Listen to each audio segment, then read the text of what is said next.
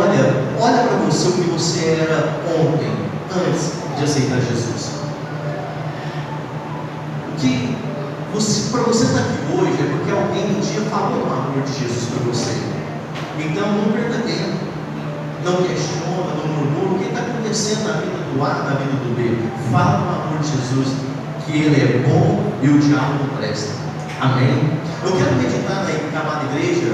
Eu quero compartilhar dois textos sagrados. Dois textos sagrados.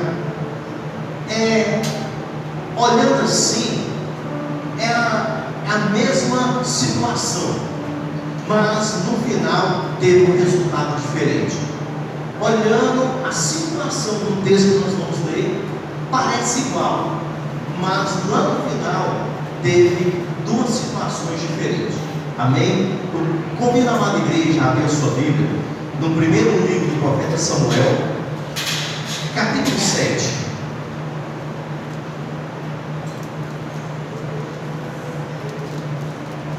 Primeiro livro do profeta Samuel, capítulo 7, a partir do versículo 1.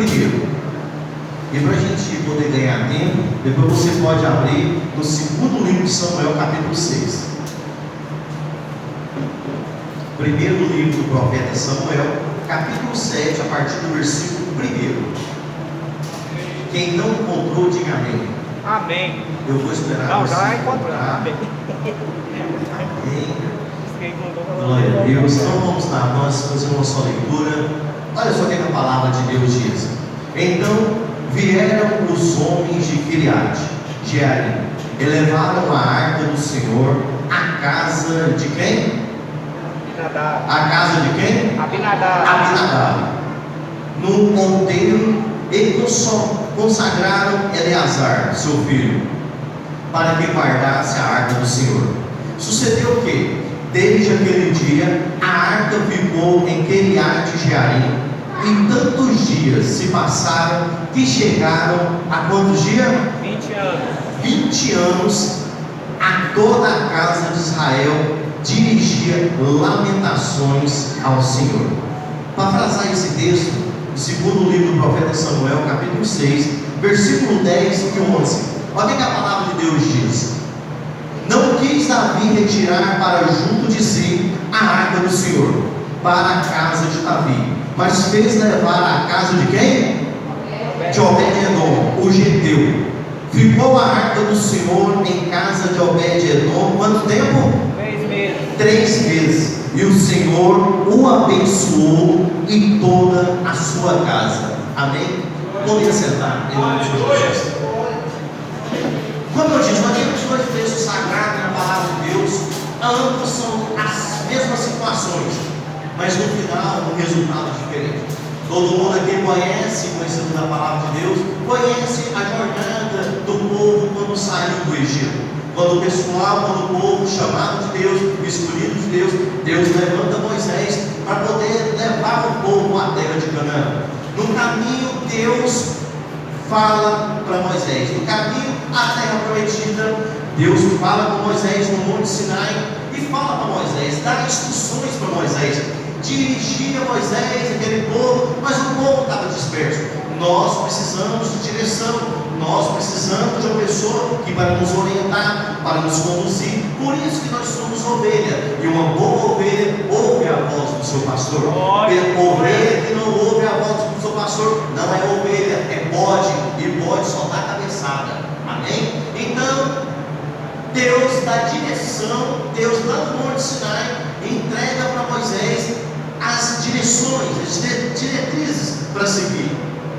Aí só que Deus fala para Moisés: Moisés, eu preciso de um lugar para me selecionar, para me conversar, ter uma intimidade com o meu povo. Aí faz um tabernáculo. Nesse tabernáculo, quando Moisés pega a direção de Deus, faz um tabernáculo. Só que no tabernáculo era uma tenda, onde a tenda era desmanchada e ia caminhando com o povo de Deus. Só que dentro da tenda tinha um lugar santo. E dentro do lugar santo tinha os santos do santo, que só o sumo sacerdote podia entrar. Só que nessa época Deus fala para Moisés: Moisés, eu preciso de me relacionar, então eu quero que você construa para mim uma arca da aliança. Quem nunca viu falar da arca da aliança? Só que Deus dá direção para Moisés. Eu não quero qualquer arca, eu quero uma arca. Ela foi feita de madeira acácia, redigida de ouro por dentro e por fora. Em cima da tampa do propiciatório tinha 2 querubins, um ligado para frente do outro, e a presença de Deus se manifestava.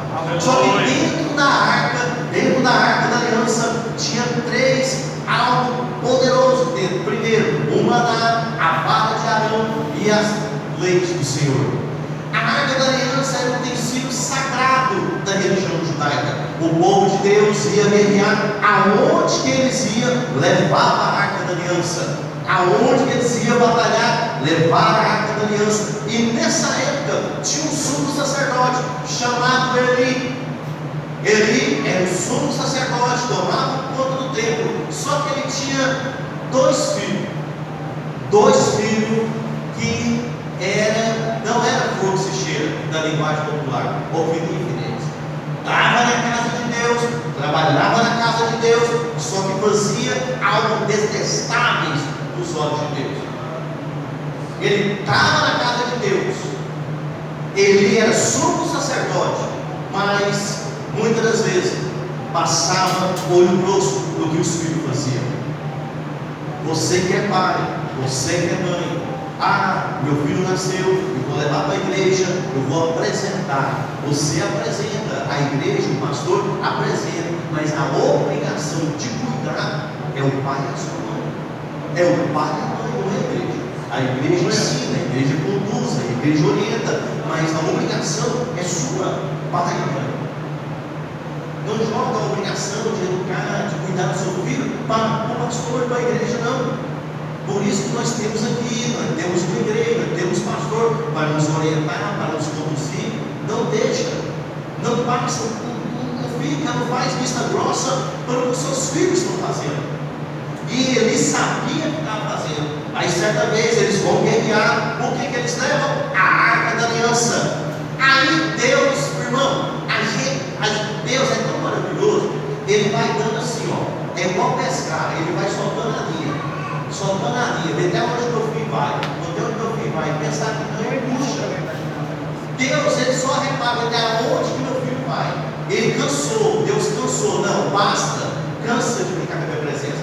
Nós não podemos brincar com a presença de Deus. Eles levaram a arca na batalha, mas perderam a guerra. A palavra de Deus diz que Deus permitiu que os filisteus pegassem a arca da aliança.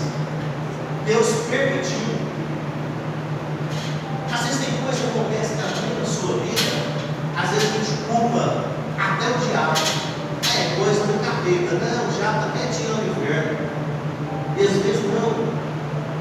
Às vezes são as nossas atitudes, os nossos conceitos para você, que levam, às vezes, tem a consequência. E nós não podemos chegar a Deus na parede e falar, me ajuda, eu preciso. Deus, ele é fiel para nos libertar, para nos salvar, para tirar tudo. Mas tem coisas que a gente passa porque nós procuramos com as nossas próprias mãos. A arca da aliança estava na frente da batalha e eles perderam a batalha. Vem para a igreja, está todo dia na igreja, mas a vida não muda. A presença de Deus está na minha casa, eu sei, a presença de Deus está na sua casa, eu creio que está na sua casa, eu sei que você crê em Deus, por isso que você está aqui. Eu sei que Deus está na sua casa, na sua vida, mas a questão de Deus estar na sua casa, na sua vida, não depende do que Deus está, depende do que você está fazendo. Depende do que você está fazendo com a presença de Deus. A sua casa é um lugar santo? Sim ou não? A minha é, a sua é. A nossa casa é um lugar santo.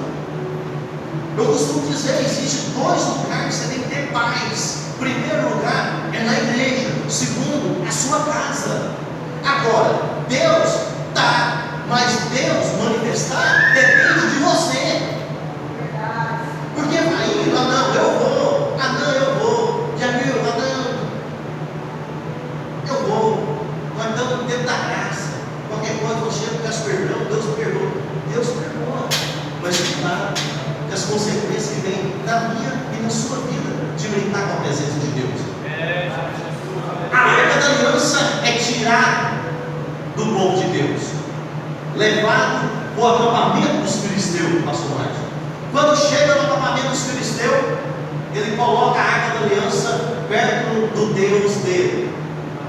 Só que Deus é um Deus, um Deus minúsculo. O nosso Deus é com D maiúsculo, é Adonai. Só existe um, é aquele soberano, é aquele que pode fazer essas coisas. A palavra de Deus diz que quando eles colocam a arca da aliança perto do Deus Dagon, metade de homem, metade de peixe. No outro dia, quando vai lá, pastor Saulo, ele chega, o Deus deles está caído. Aí eles Jesus, o que aconteceu com o nosso Deus? O nosso Deus está caído. Eles pegam, levantam o Deus deles, Dagon, levanta, aí eles vão lá no outro dia, ele está com a cabeça cortada. Aí um dos filisteus olha e fala assim: eu acho que nós fizemos uma besteira, eu acho que nós fizemos algo que não devia. Nós trouxemos a arca, diz que Deus está ali, é a presença de Deus, e se tocar, Deus mata. Nós fizemos algo que não devia. Aí um levanta: o que nós podemos fazer para tirar isso aqui, levar para lá? Nós não queremos isso aqui mais, isso aqui está dando só azar para a nossa vida. Eles pegam, fazem uma oferta, leva, e a palavra de Deus diz que aquela arca chega na onde nós lemos. E sucedeu que desde aquele dia a arca ficou em Kiriat Jearim, na casa de Abinadab. O que mais me fascina que a arca de Deus ficou na casa de Abinadab. Nós estamos falando do utensílio máximo da religião judaica. A presença de Deus estava na casa de Abinadab. Sabe quantos milagres que Abinadab recebeu? Nenhum. Sabe quantas promessas foi realizada na vida de Abinadab e na casa dele? Nenhuma. A presença de Deus está, mas não acontece nada. A presença de Deus está, mas não vê um milagre, não vê uma mudança, não vê uma restauração, não vê uma transformação, não vê uma cura. Por que o A recebe, o B recebe e eu não recebo? Deus está, mas Deus não faz. Jesus falou: eu estarei convosco até o fim dos dias. Mas manifestar a presença dele não depende dele, depende de mim e de você.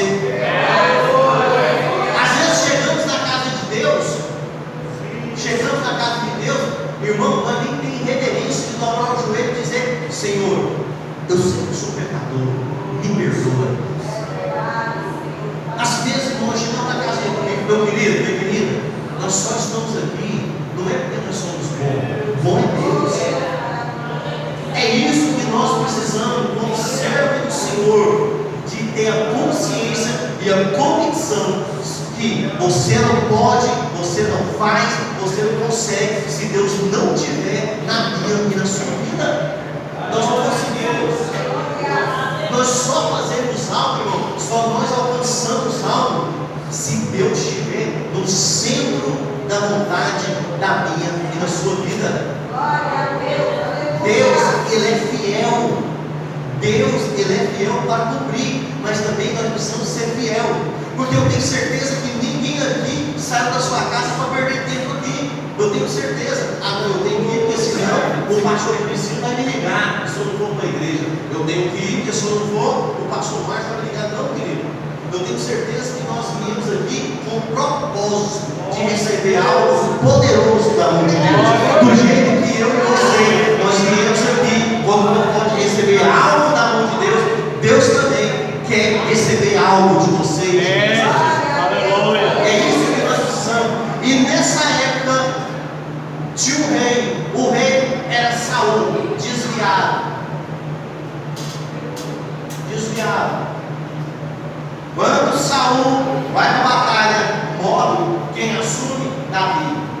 Aí Davi fala: eu preciso resgatar, eu preciso buscar, eu preciso trazer a presença de Deus. É onde que eu e você nós precisamos, irmão, ter a presença de Deus na nossa vida. A palavra de Deus diz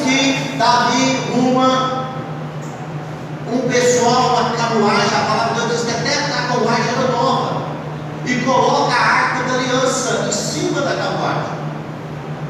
E a intenção de Davi era boa, mas Deus não quer gente com boa intenção. Deus quer que faz o que é certo. Pegou? Eu vou repetir. A intenção é boa. Deus não quer saber a sua intenção. Deus quer saber o que você faz é que é certo. É certo, é correto para Ele. A carruagem está indo. A carruagem é nova. Ainda os bois protestam. Quando a arca vai cair, o sal é na mão. Deus mata na hora. E Davi fica contrariado. O que nós vamos fazer? Nós não podemos levar a arca da aliança. Aí olha para um lado, olha para o outro. Olha a casa de quem que nós acabamos de falar? De Obed-Edom. Olha só. Não quis Davi retirar para junto de si a arca do Senhor para a casa de Davi, mas fez levar a arca de Obed-Edom. O anonimato, o que mais me chama a atenção é que a mesma arca, pastor Saulo, estava na casa de Abinadab e não fez nada para ele. E a casa que ficou na casa de Obed-Edom 3 vezes, transformou, restaurou, curou, libertou, prosperou. Vocês não é? Eu tenho 5 anos. Eu tenho 10 anos, eu tenho 20 anos, eu estou na igreja e nada acontece. A culpa não é de Deus, meu irmão. Minha irmã, a culpa não é de Deus. É onde nós precisamos parar, fazer uma retrospectiva da nossa vida e dizer: o que está acontecendo? Porque o irmão chegou ontem, anda de Hilux, anda de restaurado, tem uma casa boa e eu não consigo nada. Não, está errado. Não, está errado não, ele está certo. Olha a vida dele, a consagração dele, como que ele está na casa de Deus. Agora, está na casa, não faz nada. Está na casa do outro e fez tudo. Aí eu faço uma pergunta, não vocês me responderem: quem é você? Abinadab ou Obed-Edom? Abinadab, a presença de Deus estava na casa dele, deixa aí, não faz falta não, tranquilo. Ah, é só de domingo mesmo? Eu vou de domingo, não tem problema não. Orar para quê? Deixa as irmãs orar. Ah não, chore para quê? A senhora não, para quê? Desfez da presença de Deus. Fez pouco caso da presença de Deus. E o Espírito Santo está aqui essa noite. Glória a Deus. Porque essa palavra que eu quero trazer essa noite é para você desarmar. Eu não sei quanto tempo de crente você tem. Eu nem gosto de usar essa palavra crente, porque crente até o diabo é. Nós precisamos ser servo. E servo, ele não tem vontade própria. Então, irmãos, a questão de tempo não faz diferença. O que faz diferença é como que você lida com a presença de Deus lá na sua casa. Esposa, como lida com a presença de Deus, marido, filhos. Porque estar na igreja 2 horas é muito bom. Aqui todo mundo é servo, é crente. Mas e lá fora? Na sua casa, no seu trabalho, na faculdade, como é que você é? Os seus vizinhos. Eu sempre costumo dizer: o seu vizinho sabe que você é crente? Você já chamou o seu vizinho para a igreja? Então é isso, irmão, que nós precisamos. É fazer a diferença. Para começar, o que eu mais me fascina na palavra de Deus, que Obed-Edom, Obed quer dizer servo. Nós precisamos servir na casa do Senhor. Aleluia. O Senhor, Jesus, Ele veio e serviu. Porque a ótica, Deus trabalha com a ótica diferente do mundo aí fora. Do mundo aí fora, você vale o que você tem. O mundo aí fora é diferente, mas Deus não. Deus pega alguém lá no anonimato e transforma, restaura, cura, liberta. Deus pega talvez um filho que a sociedade está descartando e põe do seu lado para te dar orgulho. Deus pega o marido que está na bebida, está aí, na sarjeta, Ele traz para te dar orgulho dentro da sua casa. Deus pega a sua filha que está na prostituição e traz para ser uma missionária. Deus pega o seu filho que está lá no meio onde você não queria. Às vezes você olha para a direita, você olha para a esquerda. Eu queria que meu filho estivesse aqui, mas se você for servo, fazer não a sua vontade, mas a vontade de Deus, Deus muda o cativeiro do seu lar. E a prova disso que eu me fascino, que a presença de Deus, quando ela está na casa, na vida de uma pessoa, faz diferença. Quer ver um exemplo? Ana, durante 25 anos, ela ia todo ano no templo. Só que a oração de Ana, o pedido de Ana, não era para Deus, era para ela. Ela falava assim: Deus, eu preciso de um filho. Deus, eu quero um filho. Deus, eu quero, eu preciso. A oração não era para ela. Ela estava perdida. É igual nós.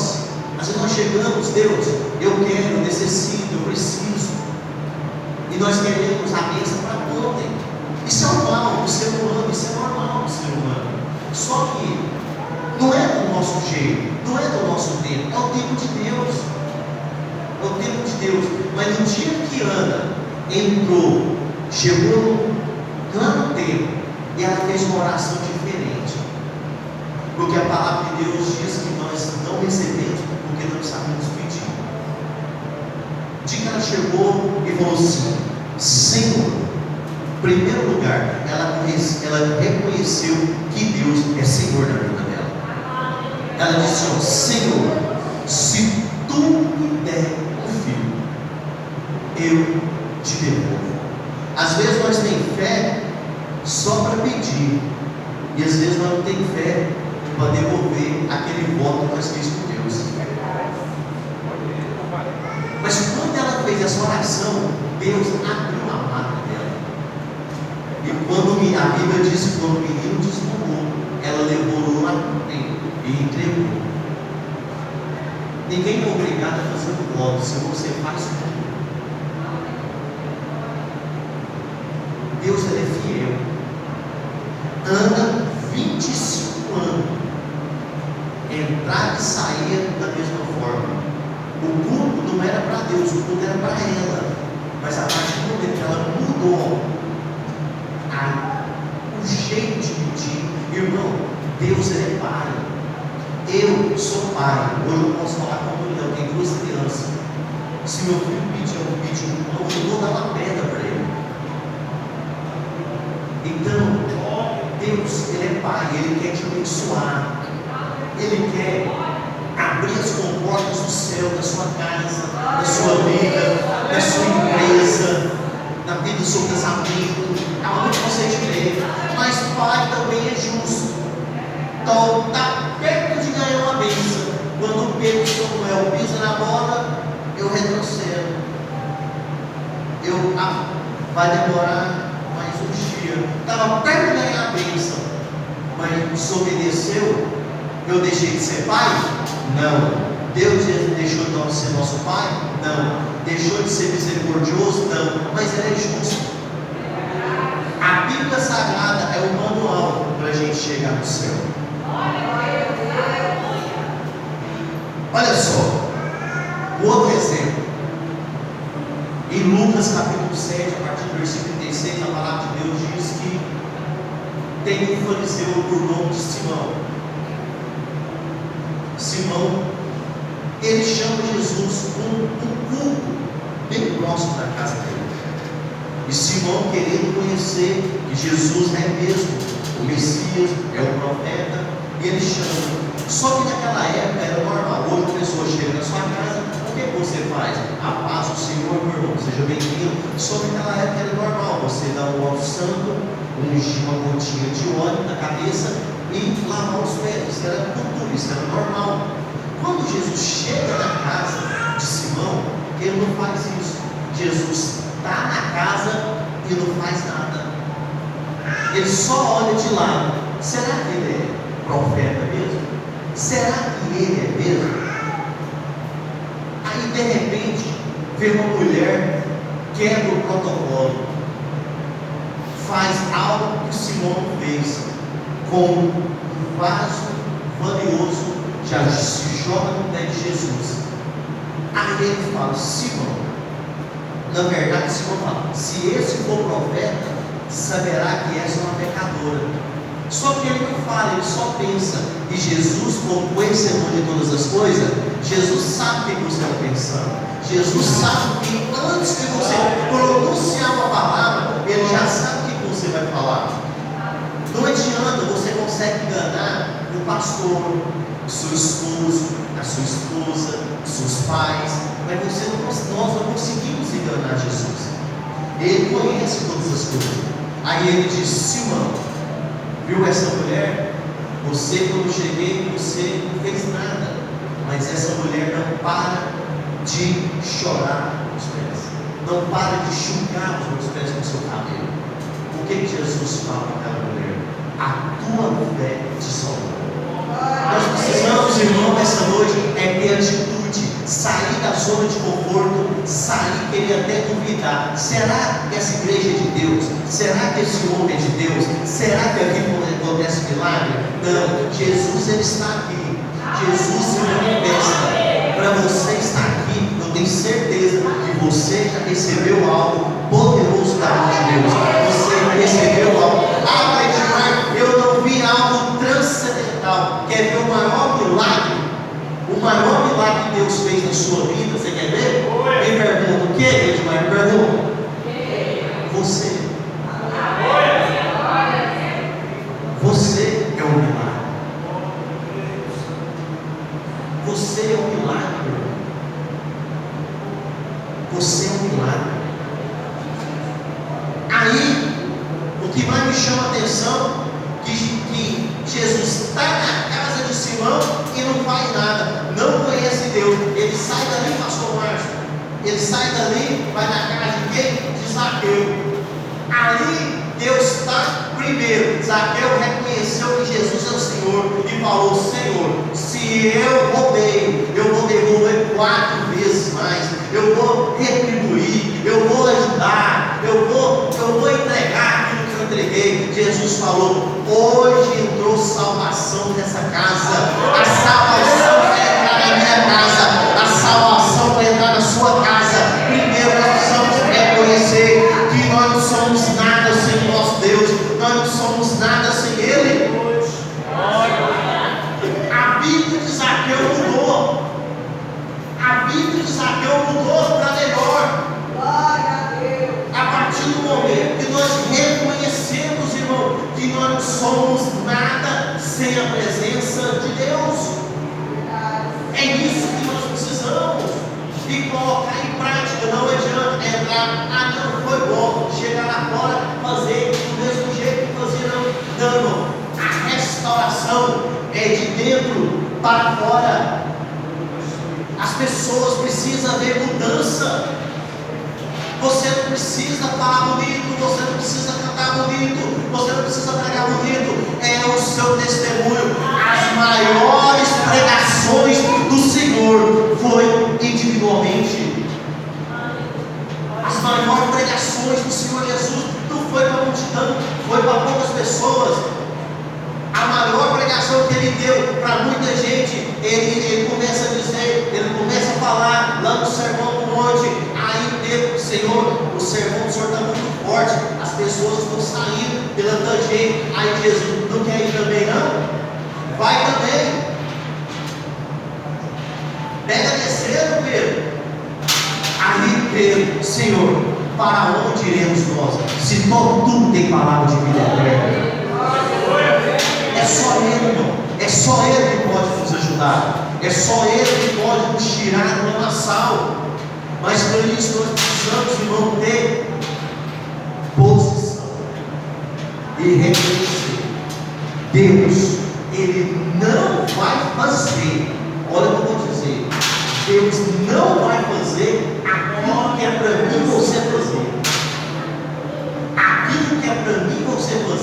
nós precisamos fazer. Você dá o primeiro passo, se você crê nele, ele cuida de você. Mas é por isso que precisamos dar o primeiro passo. Se ele te prometeu que ele é fiel, você tem que crer e acreditar. Olha, tanto que é lindo. Jesus, ele foi crucificado. Ele está no céu, do lado direito, do lado esquerdo, dois pecadores. A mesma distância do é do outro. Dois acusadores. Um vira e fala assim: ei, se tu não é rei, se tu não é todo poderoso, então tu não quer isso aí e não livra a tu e a nós. Jesus não responde ele. Jesus não fala nada para ele. O que você está pedindo? Como que você está? Qual que é o seu diálogo com Deus? Talvez você tenha mais liberdade com o seu colega de empresa do que com o próprio Senhor Jesus, que anda 24 horas do seu lado. Jesus tem coisas que a gente fala que Jesus nem responde. O ladrão questiona, murmura, até indaga a Deus. Se você diz que é e não é, então não salva tu e a nós. E Jesus fica calado. Do mesma distância, do mesmo lado, Jesus não fala nada. Aí o outro, ei, fica quieto. Nós estamos aqui porque nós somos ladrões, nós roubamos, nós merecemos estar aqui. Ele não fez nada. Ele não merece, nós merecemos. Aí ele vira para o Senhor Jesus e diz: eu acho lindo, Senhor, lembra-te de mim quando entrares no paraíso. Tem quanto tempo que você não reconhece que Deus é Senhor da sua vida? Tem quanto tempo que você acha que você tem é porque você é bom, pelo seu intelecto, é pela na sociedade aí? Tem quanto tempo?